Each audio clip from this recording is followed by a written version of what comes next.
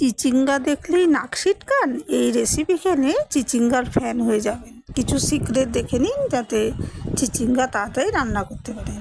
এখানে চিচিঙ্গা ধুয়ে খোসাটা চেঁচে নিয়ে এইভাবে কেটে রেখেছি।